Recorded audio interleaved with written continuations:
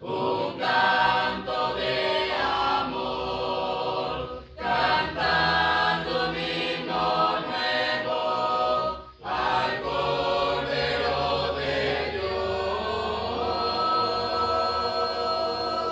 Yo quiero oír ángeles cantando, diciéndome ven a la mansión de Dios. Yo quiero oír las suaves almas con dulces voces cantando la voz.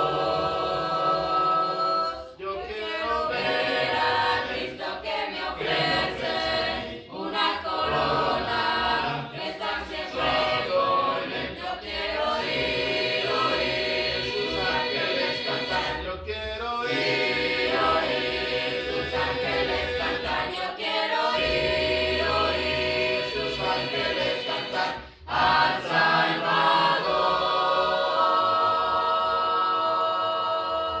Jesús,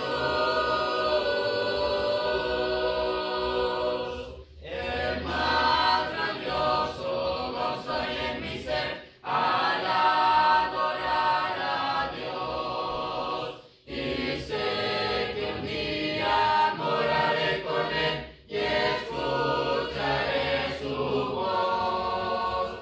Y si por Cristo he sembrado yo, sus ángeles oiré, cantando un himno nuevo al Cordero de Dios. Yo quiero oír ángeles cantando, diciéndome ven a la mansión de Dios. Yo quiero oír las suaves almas con dulces voces cantando la voz. Yo quiero ver a Cristo que me ofrece una corona de estar siempre. Gracias a cada uno de ustedes por estar conectados con nosotros a través de estas diferentes plataformas. Que nuestro Padre Celestial, hermanos, les bendiga rica y grandemente a cada uno de ustedes hoy en este día. Bienvenidos sean todos y cada uno de ustedes, hermanos, al estudio de la palabra de nuestro Dios en este día. Gracias, hermanos, por la oportunidad que se dan a cada uno de ustedes de poder estar aquí en esta noche, hermanos, estudiando la hermosa y maravillosa palabra de nuestro Padre Celestial. Dios les bendiga, hermanos, y vamos a continuar con el estudio de la hermosa y bella palabra de nuestro Padre Celestial en este día. Tenemos como clase, hermanos, del día de hoy, estamos siguiendo el capítulo 14 de la Epístola a los Corintios, el capítulo 14, hermanos, que hoy nos continúa, o que hoy continuamos estudiando. Tenemos como tópico general o tópico de estos versículos del 13 al 19, del versículo 13 al versículo 19, tenemos como tópico lo siguiente: edificar a la iglesia, hermanos. ¿Qué es lo importante? Y esto es lo que el predicador debería de estudiar, hermanos, también como parte de la homilética, como parte de la hermenéutica, el que ciertamente si el sermón, si la interpretación que el predicador va a dar en ese día va a edificar a la iglesia.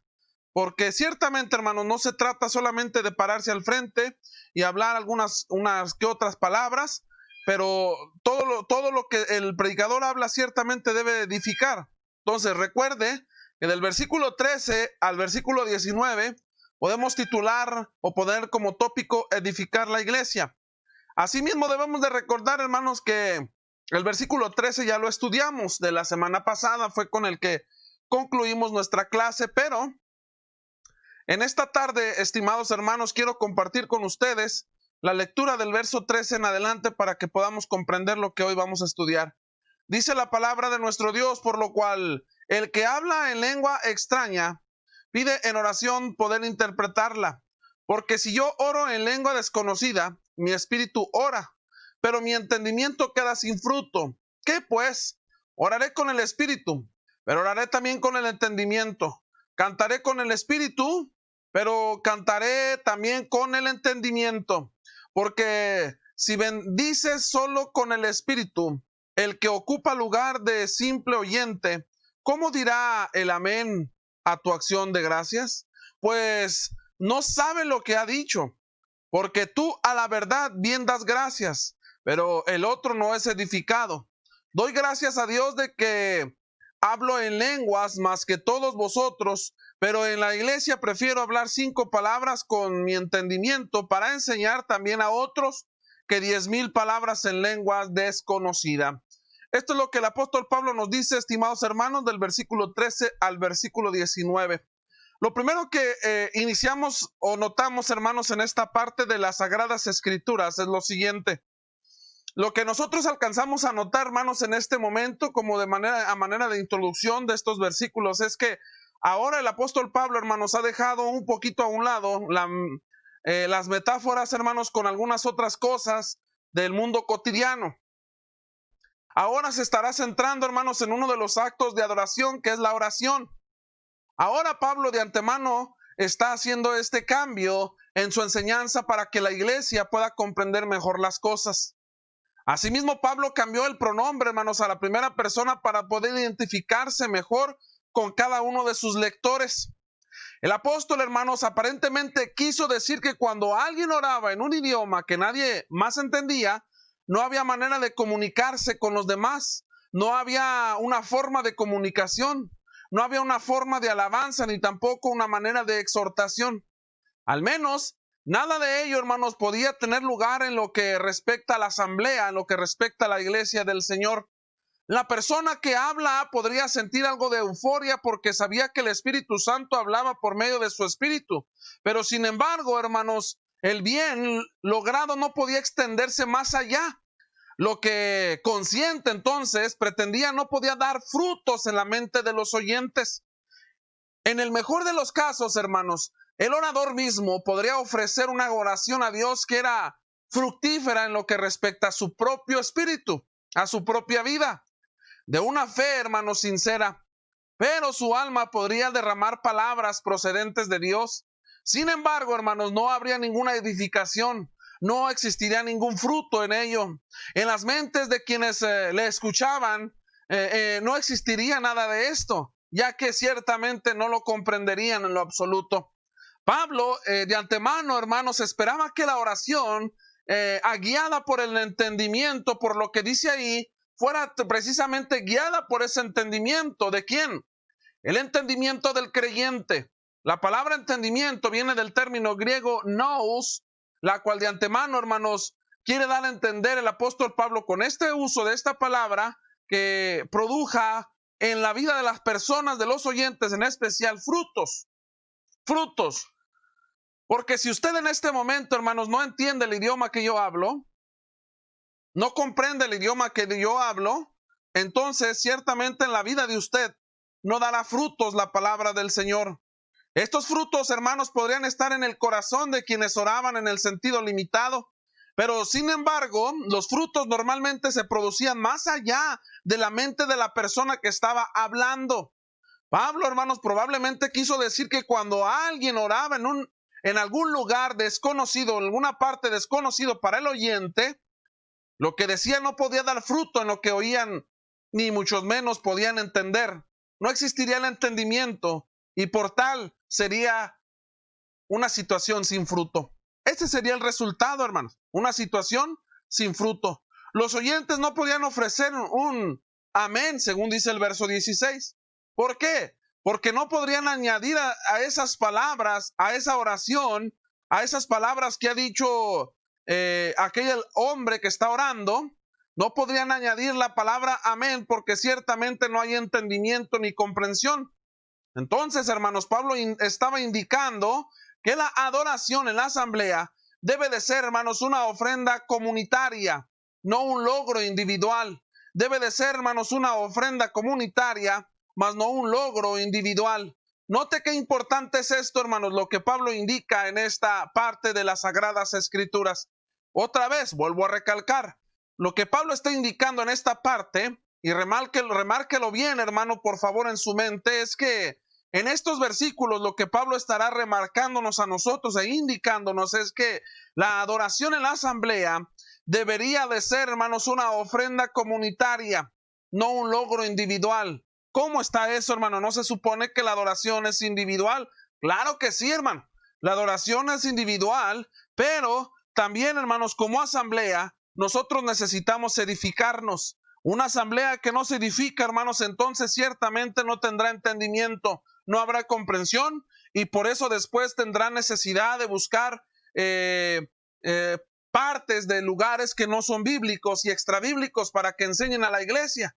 Buscarán organizaciones, buscarán por ahí algunas instituciones no bíblicas para que edifiquen a la iglesia, porque ellos no tienen la capacidad de poder hacer entender a quién, a sus miembros, hermanos, de la asamblea local a la cual ellos pertenecen.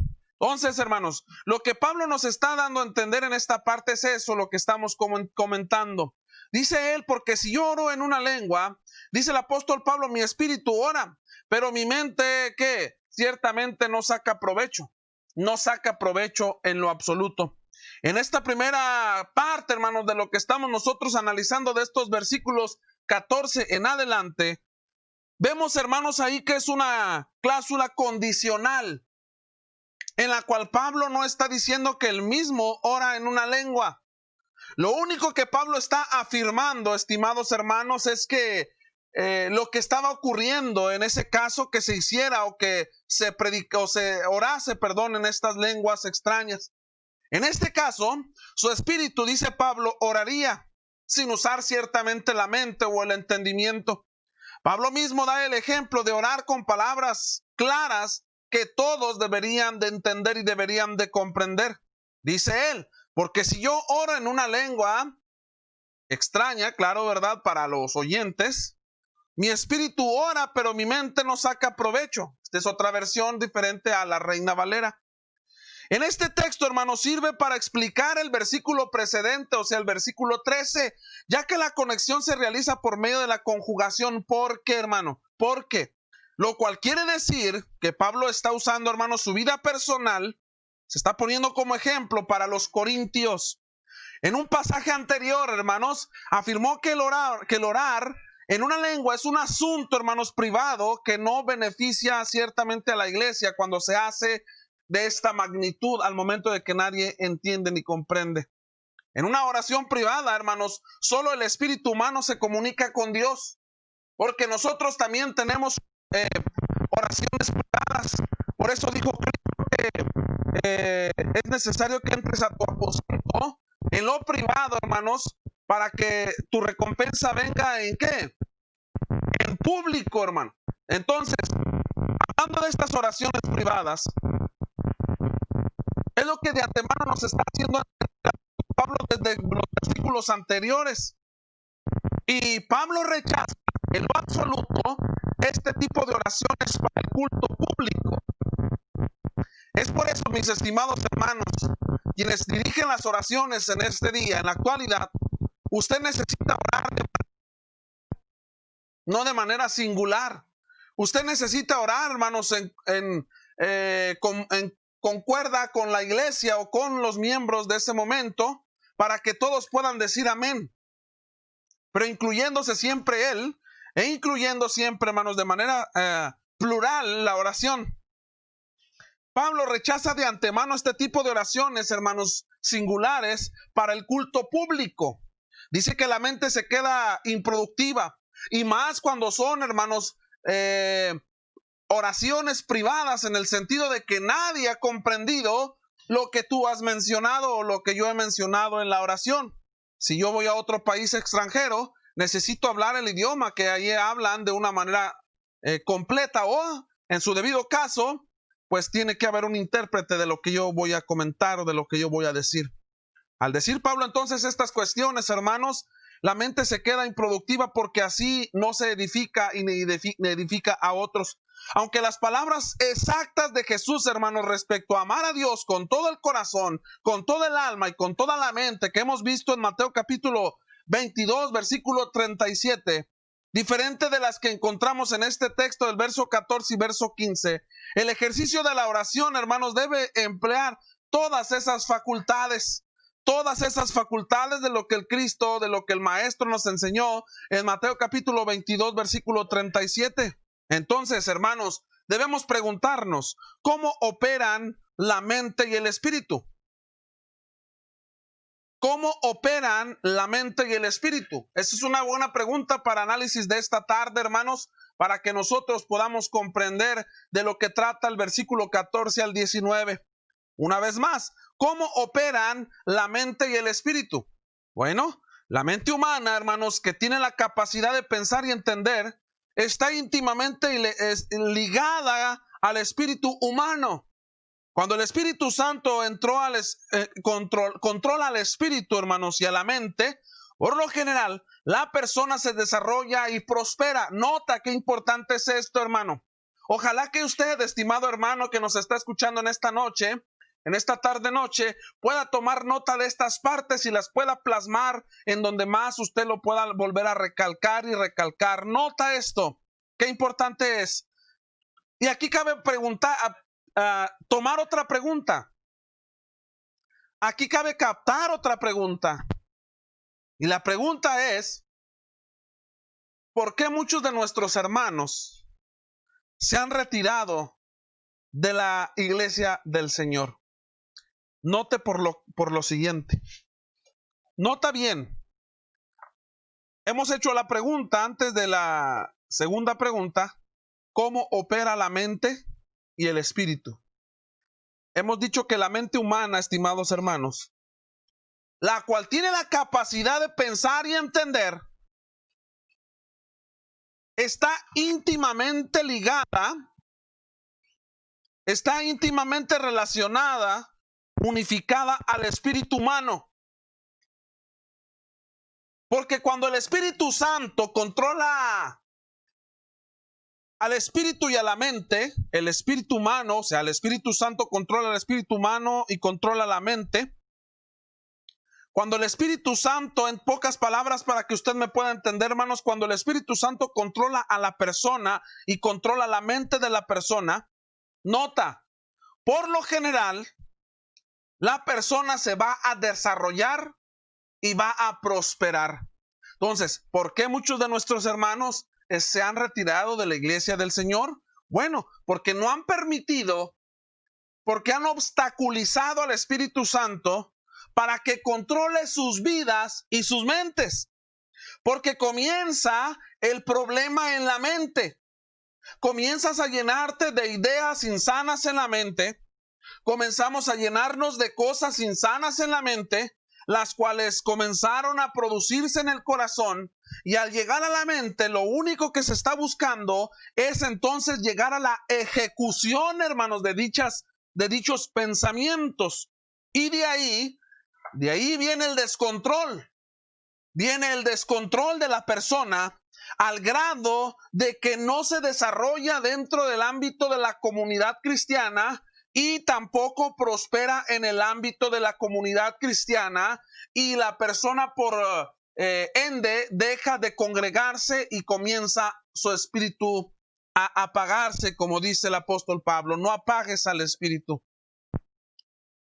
Entonces, hermano, cuando ciertamente el espíritu humano no es gobernado por el Espíritu Santo, la mente permanece espiritualmente indolente, lo cual ciertamente, estimados hermanos, resulta en esterilidad de la persona y lo lleva a la claudicación.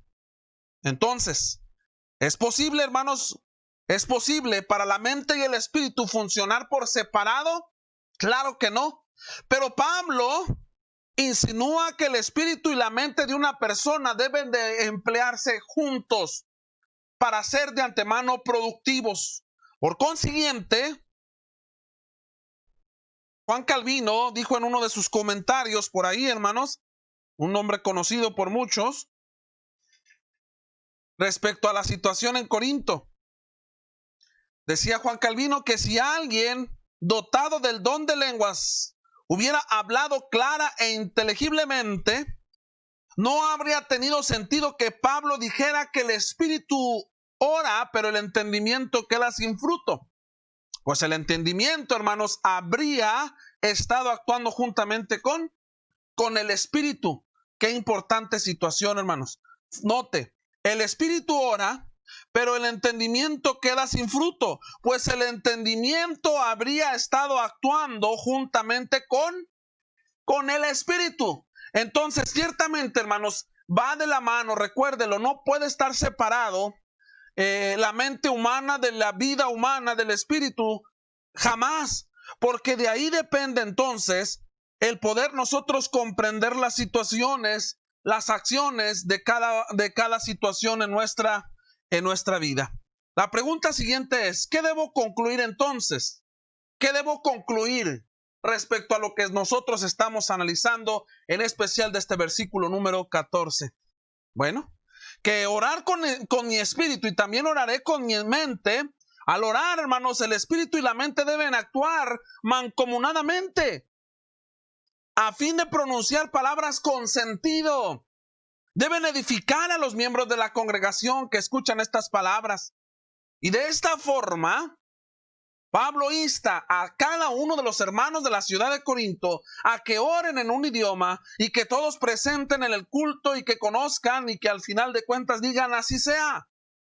Esto es lo que Pablo le está exhortando a la iglesia en Corinto, que a fin de que la iglesia sea edificada, el espíritu y la mente deben de orar en una forma efectiva y colectiva y al final de cuentas todos decir amén. Por cierto, hermanos, ¿qué es lo que demanda la oración? Porque hemos tenido demasiados y muchos temas, se han hecho conferencias, se han hecho seminarios, se han hecho series de predicaciones respecto a la oración y la oración. Pero, ¿qué es lo que demanda de nosotros la oración? Demanda que la mente se concentre en forma intensa. Que la mente se concentre en forma intensa. Porque por medio de ello alabamos a Dios. Porque por medio de ello confesamos nuestros pecados. No nos metemos a un cubículo y le decimos a alguien por ahí que mira, te quiero confesar mis pecados. Es por medio de la oración que confesamos nuestros pecados. ¿Y sabe qué, hermano? ¿Sabe qué? Orar sin usar la cabeza, o sea, orar sin usar el entendimiento es inútil. Dice el apóstol Pablo, él en lo que estamos estudiando. Entonces, por tanto, si hablamos en lengua sin usar nuestro entendimiento, no podremos comunicarnos con los que escuchan. Y en este versículo 14, Pablo afirma claramente, hermanos, que si la mente no da fruto, no se obtiene nada inteligible. O sea, nada entendible, ni mucho menos nada explicable. Nada explicable. Ahora bien, mis estimados y amados hermanos, en el versículo 15, Pablo va a expresar su voluntad, va a expresar su determinación, va a utilizar el tiempo futuro en este versículo 15. Note lo que dice la palabra del Señor, hermanos, en este versículo número 15. Desempolve su Biblia, hermano, por ahí, saque su cuaderno y anote. Es importante que nosotros anotemos porque estamos en la verdadera escuela de predicación. La iglesia local es la escuela de predicación, hermano, la que nos capacita, la que nos instruye, la que nos hace ser mejores hijos suyos, hermano, y que nos capacita ¿para qué? Para la obra de ¿qué? Del ministerio. Nota entonces lo que dice el capítulo 14, versículo 15, la palabra de nuestro Dios, hermano.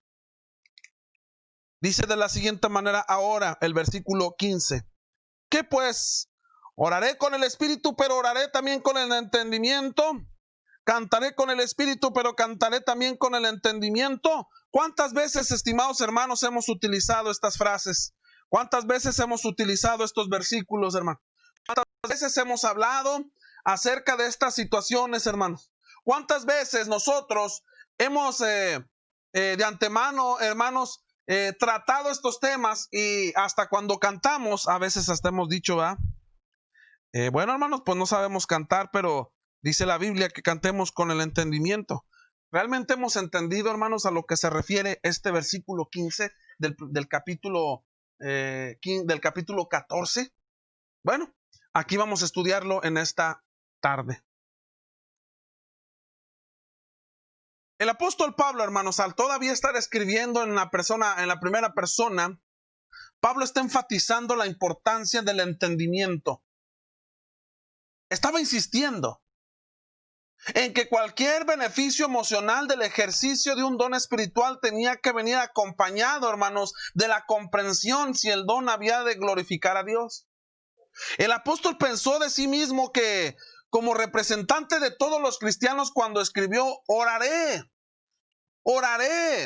del término griego proxeumai, y cantaré, una palabra que también han malinterpretado en el grupo, en los grupos denominacionales y aún entre algunos hermanos del Cristo, algunos hermanos en Cristo, que han malinterpretado la palabra psalo, porque aquí dice oraré, cantaré.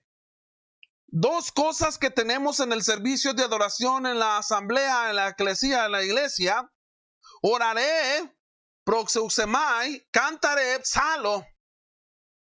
Y Pablo dijo que él participaría en estas actividades tanto con involucramiento del espíritu como del entendimiento. Dos cosas debemos tener, hermanos, cuando oramos y cantamos. Dos cosas. ¿Cuáles son?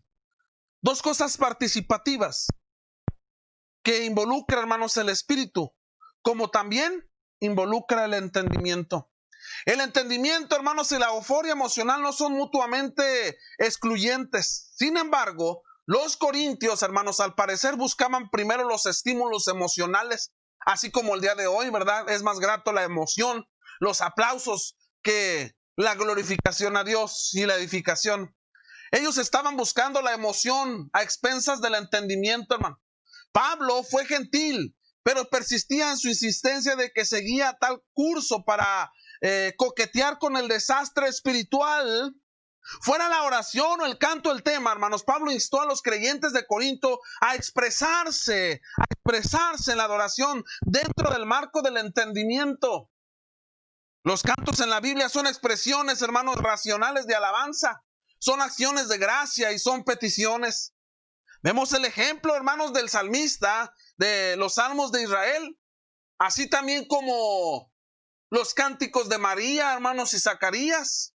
En Lucas capítulo 1, verso 46 al 55 y del verso 67 al 79, ahí tenemos algo de lo que en este momento estoy mencionando.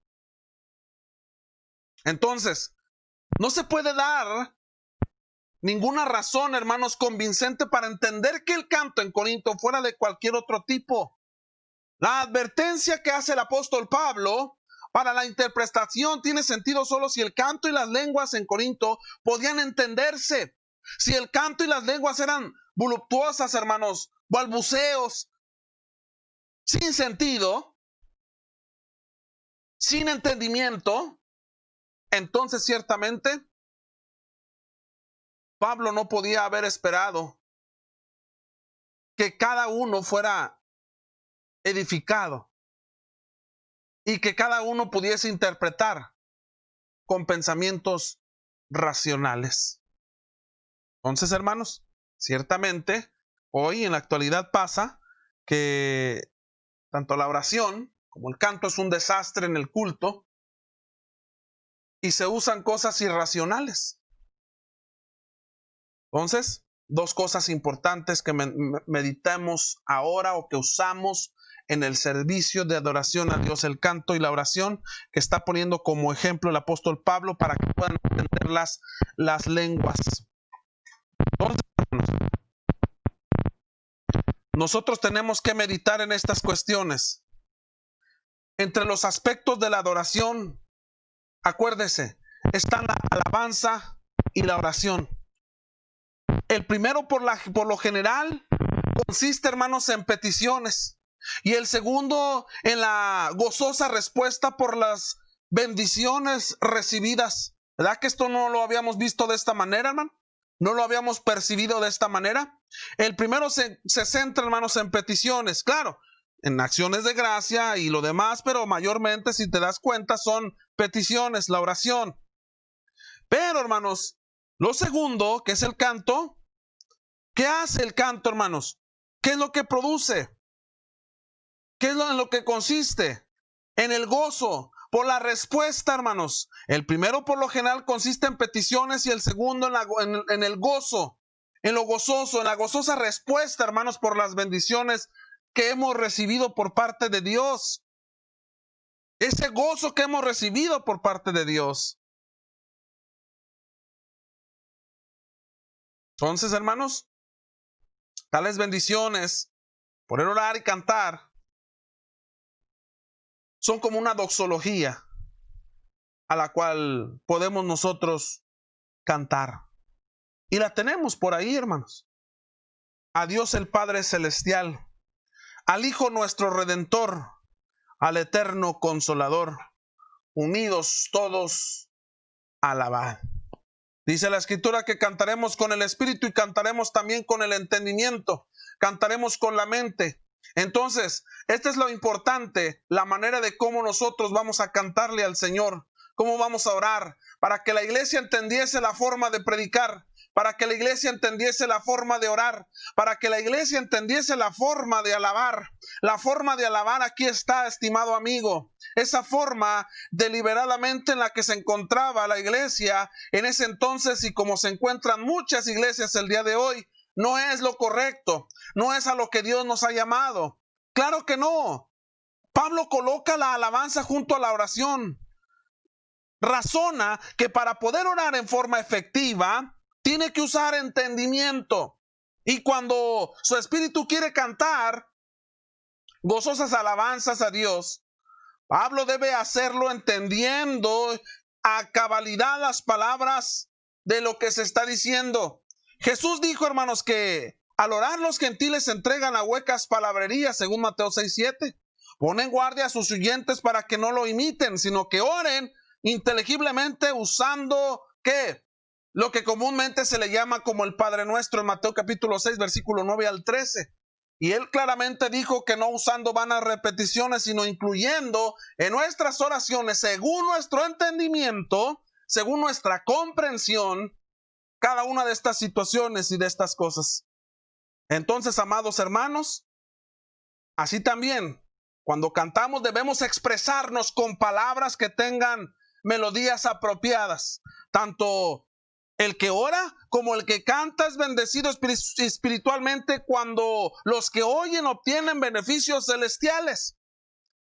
¿Cuál es el escenario entonces que podemos notar en estas cosas? Porque estamos hablando de la gente que habla y que está hablando en lenguas y que no se entiende, que ora en lenguas y probablemente que canta en lenguas. El escenario que estamos nosotros notando, estimados hermanos, es el culto público. El culto público durante el cual los miembros de la congregación participan orando. ¿Cómo? No están todos orando a la vez, todos lo sabemos, la manera en cómo la Escritura nos enseña que oremos. Cantando salmos, himnos y cánticos espirituales, según Efesios 5:19, hermanos, Colosenses 3:16, jamás se habla acerca de tocamiento de instrumentos. Cuando uno canta, alabas a Dios. Y debemos poner especial atención a las palabras y a las melodías para evitar que lo que uno canta resulte en un sentido disonante. Así como el espíritu y la mente trabajan juntas en oración, lo mismo debe ocurrir cuando se canta, estimados y amados hermanos. Lo mismo debe ocurrir cuando se canta. Van de la mano, no vamos a ir por cantar. Que no se convierta, estimado hermano, simplemente en algo común. Que no se convierta en algo común. Bueno, pues vamos y nos sentamos, cantamos, oramos. No, tenemos que ver que aún la oración debe de estar conectada con el espíritu y la mente. Aún el canto debe de estar conectada de la misma magnitud para poder edificarnos nuestras vidas. Es por eso que muchos y muchas iglesias, hablando en el sentido universal, muchas iglesias no han podido ellas, la hermandad, ser edificados como deberían de ser, porque se les hace monotonía el canto, las oraciones. Ya saben lo que el hermano va a decir, ya saben cómo el hermano va a enseñar. No hay un estudio bíblico consecutivo de alguna carta, de algún libro. Simplemente lo que al predicador ese día se le ocurrió, bajar de internet y darlo a la iglesia y ya. No, eso no es edificar, hermanos. Eso no es edificar ciertamente a la iglesia. Eso es como si estuviéramos hablando en lenguas. Muy bien. Versículo 16, porque el tiempo apremia, el tiempo corre y no se detiene, estimados hermanos. Versículo 16, dice la palabra de nuestro Padre Celestial. Porque si bendices solo con el Espíritu, el que ocupa lugar de simple oyente, ¿cómo dirá el amén a tu acción de gracias? Pues no sabe lo que has dicho. ¿Cómo dirá amén a tu acción de gracias?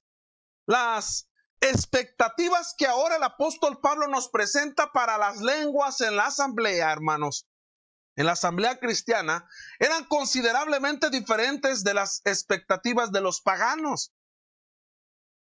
Nadie esperaba que a los lectores extáticos, hermanos, en contextos culturales paganos, se les interpretara para que una comunidad de oyentes pudiera ser exhortada, según el verso 4 del capítulo 14, o añadieran ciertamente ese amén. Pablo les está encargando duramente a ellos, a sus lectores, que prestaran debida atención a sus instrucciones en cuanto a que las lenguas deberían de ser interpretadas para la edificación del cuerpo, porque el problema que existía en la iglesia es que no había edificación. ¿Y sabe qué, hermano? Si Pablo estuviera en el siglo presente, vuelvo a recalcarlo, nos diría lo mismo. Porque hoy parece que hablamos lenguas extrañas, porque queremos tener mucha teología y muchas IAs, y soy el apologista y soy el teologista, y comenzamos, hermanos, en lugar de enseñar y edificar bien a la iglesia, comenzamos a llenarlos de títulos. Si Pablo estuviera en el siglo actual, diría lo mismo con nosotros, hermanos, en la actualidad, porque la iglesia no se está edificando. Entonces, retomando lo que estamos mencionando, las lenguas en entornos paganos no eran interpretadas, hermano, porque para ellos, y fíjese bien, para ellos el que alguien hablara en lenguas y no las interpretaba era algo supremamente emocionante, y sobre todo era algo especial. No se traducía en el lenguaje natural o a otro. Los mensajes transmitidos, hermanos, por oráculos como el de Delfos, tenían el propósito de predecir el futuro, no el estímulo de un cuerpo de creyentes. La actividad, hermanos, frenética, incluyendo el hablar exática, se asociaba con los cultos paganos que eran notorios por el libertinaje, hermanos, que ellos alentaban. Y hoy parece lo mismo, hermanos. El libertinaje que existen dentro de las iglesias del Señor, el liberalismo total y absoluto que existe dentro de las iglesias del Señor. Entonces era poco probable, hermanos, que Pablo adoptara tal práctica del culto pagano en la asamblea cristiana.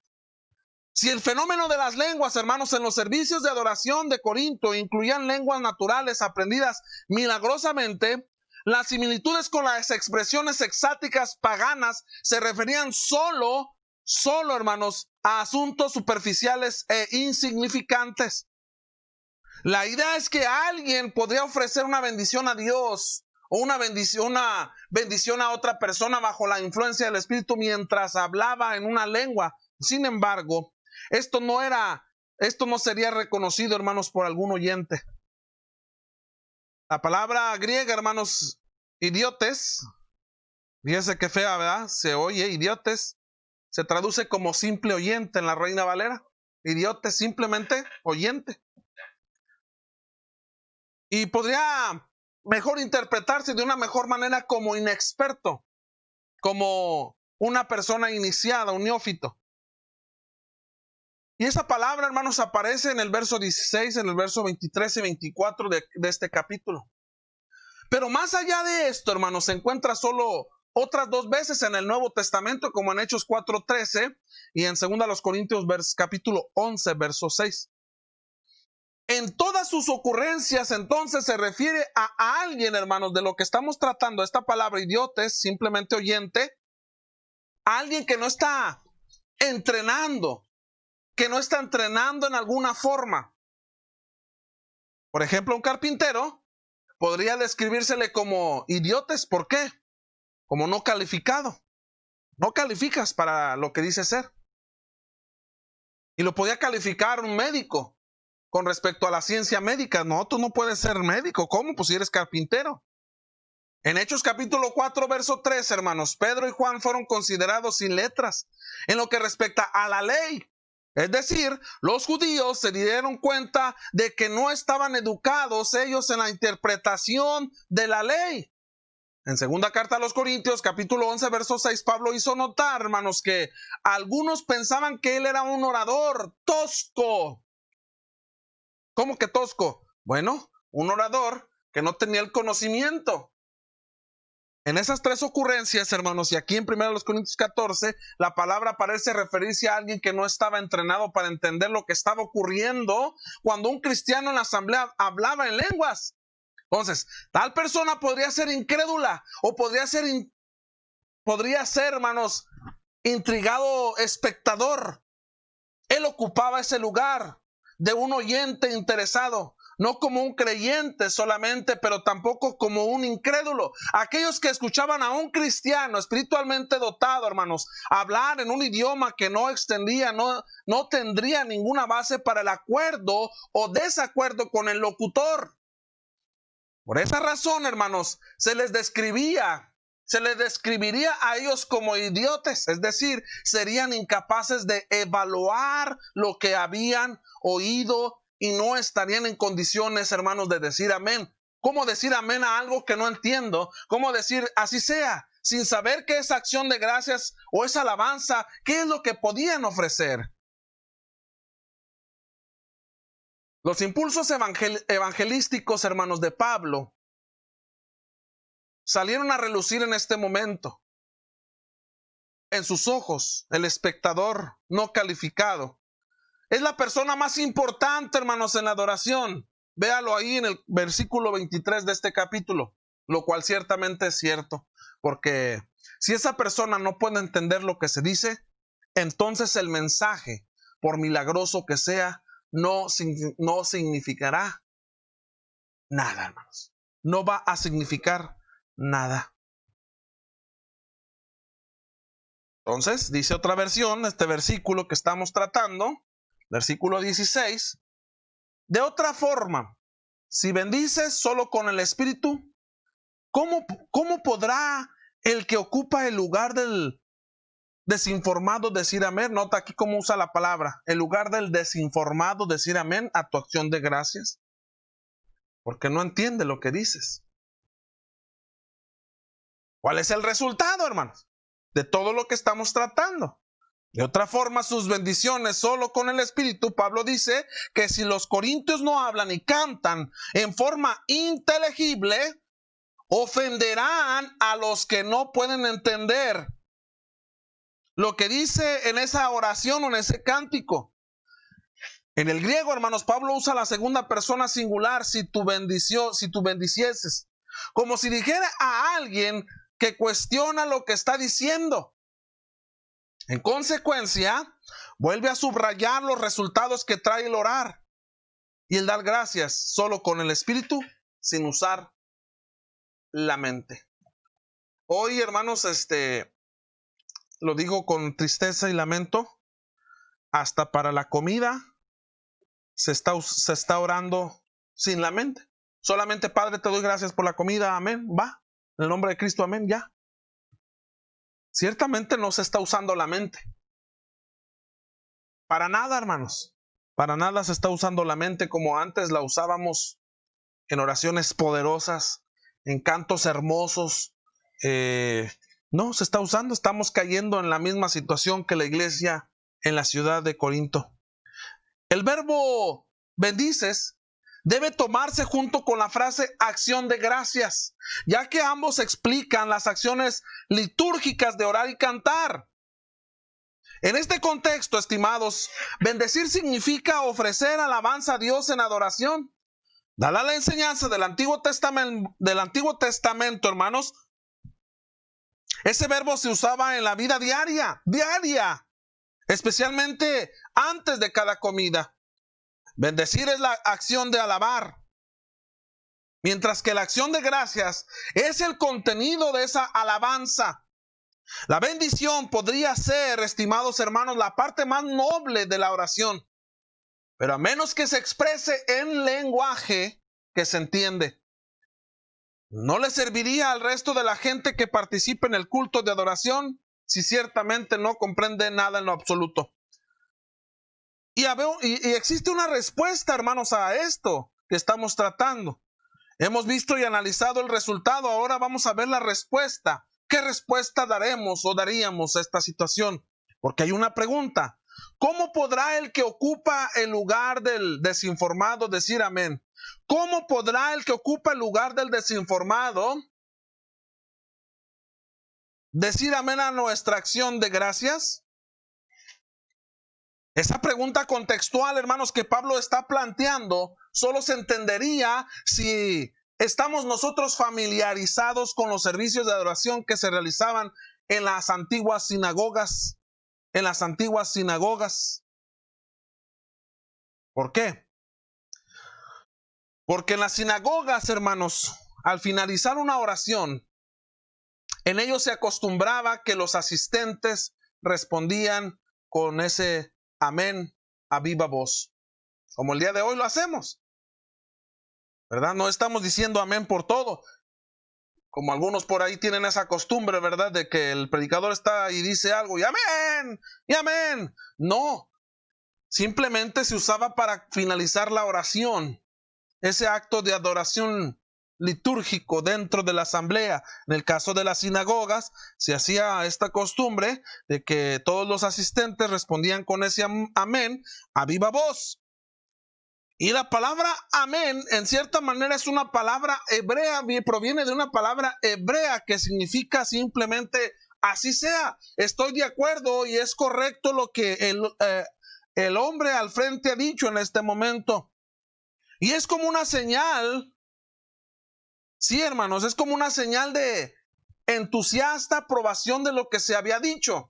Entonces, si la persona estuvo diciendo puras sonceras, puras barbaridades, y nosotros no entendimos nada, pero aún así dijimos amén, entonces quiere decir que está en conjunta aprobación de lo que ese hombre dijo en esa oración. Por eso hay que tener mucho cuidado. Esa costumbre en las sinagogas, hermanos, se trasladó a los cultos, hermanos, que hoy tenemos dentro de la iglesia. Se trasladó a la iglesia primitiva de una manera hermosa, como se hacían también en las sinagogas, la cual nos hace evidente, hermanos, en los escritos de Pablo y de los anteriores también a Pablo, que los miembros de la iglesia expresaban verbalmente su apoyo a la oración que uno de ellos dirigía, que uno de ellos había hecho. Pero si no entendiese la oración, otra vez digo y me vuelvo a mencionar, por haberse orado en lengua desconocida, no podrían decir amén. La oración, hermanos, la oración, el que ocupa el lugar de desinformado es de difícil interpretación, pero la palabra griega que hemos mencionado hace un momento, idiotes, es simplemente una persona desinformada. Y vuelve a aparecer más adelante en el verso 23, junto al término incrédulo, ¿verdad?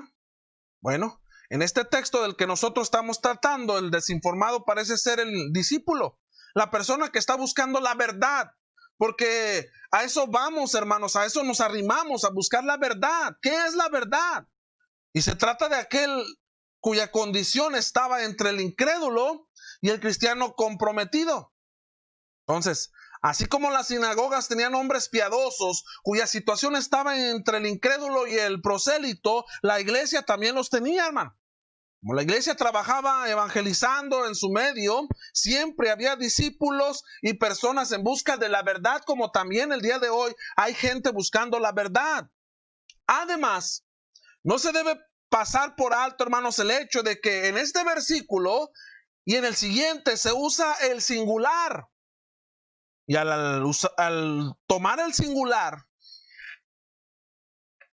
es un modismo hebraico que significa el que hace las veces de el que ocupa el lugar de, el que hace, es un modismo hebreo que significa el que hace las veces de y el que ocupa el lugar de. Pero en este pasaje, hermanos, el problema no tiene que ver con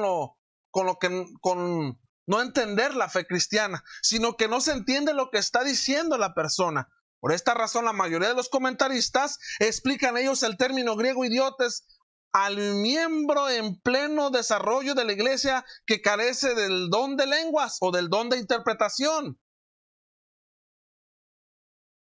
Un neófito, un hermano que no tiene entendimiento, ningún don para entender el idioma que se habla, lo cual lo despoja de bendiciones espirituales. Entonces Pablo concentra su atención en una persona en particular que evidentemente habla en una lengua y en otra persona que no. ¿Cuál es la razón? Pues simplemente, hermanos, porque no entiende lo que dices, no comprende lo que dices. El presente sentido, hermanos, del pasaje es que no entiende lo que alguien está orando, no es edificado y es incapaz de confirmar con un amén lo que se dice.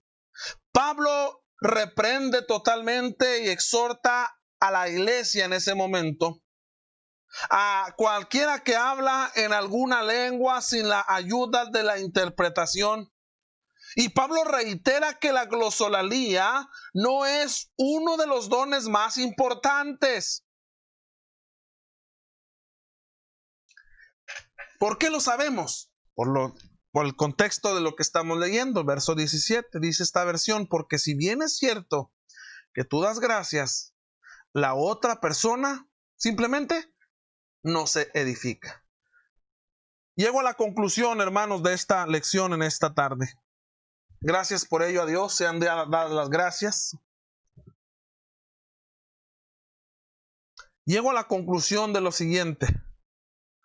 En estos versículos que vimos del 14 al 17, del 14 al 16, perdón, el 17 lo vamos a dejar pendiente para la próxima clase. En pocas palabras, estimados hermanos, lo que el apóstol Pablo nos está dando a entender es que lo más preocupante para él siempre fue y será la edificación de los que ahí están, el crecimiento de los que oyen.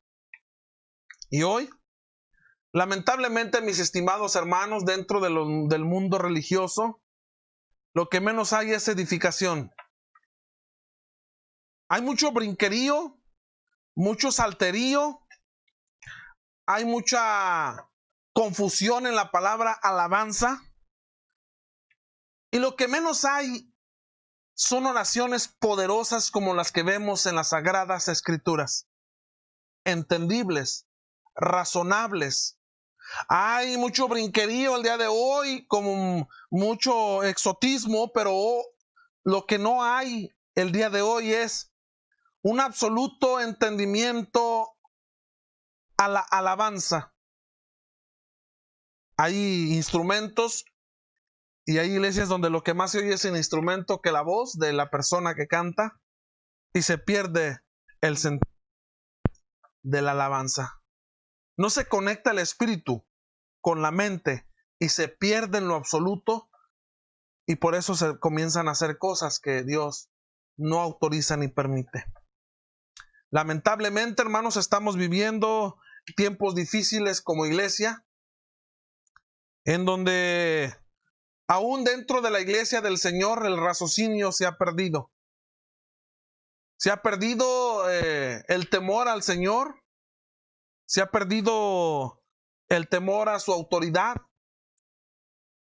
Y hemos hecho en muchas ocasiones lo que el apóstol Pablo está exhortando en esta parte de la Escritura: a que cada uno de los creyentes, a que cada uno de los hermanos en la fe se dieran cuenta que en la iglesia en Corinto un problema más tenían. ¿Cuál? Que no había edificación. Amado hermano, ¿te has preguntado? Y esta es la pregunta de meditación de esta noche. ¿Te has preguntado si en la congregación, en la iglesia en la cual tú te reúnes, en los últimos años continúas edificándote? Si no lo es así, necesitas hablar con quienes te enseñan la palabra, porque ciertamente, hermanos, el internet nos ha hecho mucho daño a los predicadores. Ya no necesitamos comprar libros, ya no necesitamos tener bibliotecas. Ahora, simplemente el martes descargo un sermón del internet y así se los predico a los hermanos. El viernes descargo también un sermón. El domingo hay lo que sea, pero no hay un estudio conciso de la palabra de nuestro Dios. Y al tener una manera, hermanos, no educada, sincrona de poder nosotros estudiar la palabra del Señor, no hay un entendimiento absoluto ni completo. Podemos comprender a lo mejor el sermón en ese momento y qué bonito, mira, el hermano hasta me hizo llorar, pero no hay una comprensión absoluta de la palabra del Señor y por eso vienen los problemas de enfriamiento entre la hermandad, por eso vienen los problemas de división y otras cosas más. Amados hermanos, una vez más les agradezco a cada uno de ustedes la oportunidad que se dieron de estar con nosotros por este medio, por medio de las redes sociales. Nuestro Dios les bendiga, hermanos. Gracias por su atención. Nuestros hermanos que están en Zoom también, Dios me los bendiga a cada uno de ustedes. Dejamos el lugar para que continúen con lo siguiente. Gracias por su atención, amados del Señor, y que nuestro Dios les bendiga.